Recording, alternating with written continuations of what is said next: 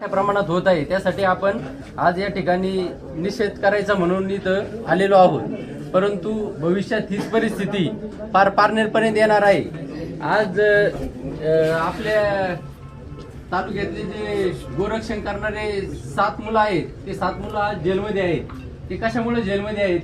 त्यांच्यावर 307 सारखा गुन्हा दाखल करून मॉब लिंचिंगचा गुन्हा दाखल केलेला आहे।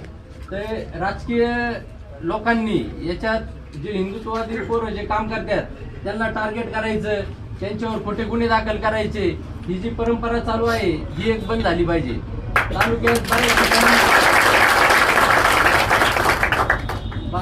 पारनेर तालुक्यात बऱ्याच ठिकाणी मजार आहेत। आपल्या सर्वात उंच ठिकाण जे दशाबाई डोंगर आहे त्या ठिकाणी एक कोणीतरी पीरशाह वली बाबा येऊन गेला म्हणतात। आता ते कोण येऊन गेलाय आपल्याला माहित नाही, परंतु दशाबाई देवीचं ठिकाण आहे। त्या ठिकाणी 1-2 वेळा तिथं आपण मजार काढला गेला होता, परंतु परत तिथं कोणीतरी त्या ठिकाणी परत मजार बनवत आहे।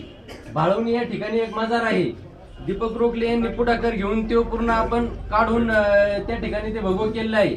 ज्या ज्या ठिकाणी मजार आहे तिथे एक मौलाना येतो, ते सांगतो की ज्यांना मुलं होत नाही त्यांना मुलं होतील, अजून वेगवेगळे आमिष दाखवले जातात। तर या सगळ्याचं म्हणजे आपल्या घराभोवती या गोष्टी आज घडत आहेत। आपण जर याची सुद्धा खात्री करून हे लोक कोण आहेत, यांचं इथे याचं काय कारण आहे, हे आपल्या गावातील आहेत का, यापासून आपण विरोध चालू केला पाहिजे। आणि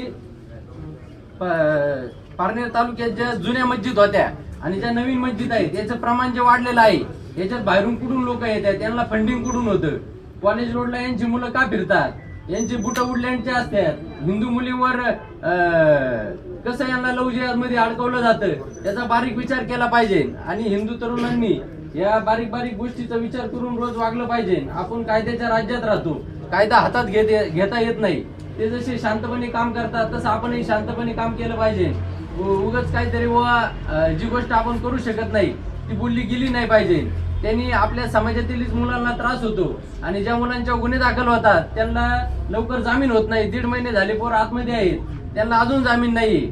त्यामुळे या सगळ्या आपण ज्या कायद्याने स्थापित केलेल्या राज्यात देशात राहतोय त्या सर्वांचा विचार करून कायद्याच्या आधारे या सर्व गोष्टींना विरोध केला पाहिजे। आणि येणाऱ्या काळात सर्व हिंदूंनी एकदम जागृत राहिले पाहिजे। या ठिकाणी एवढं बोलतो आणि थांबतो।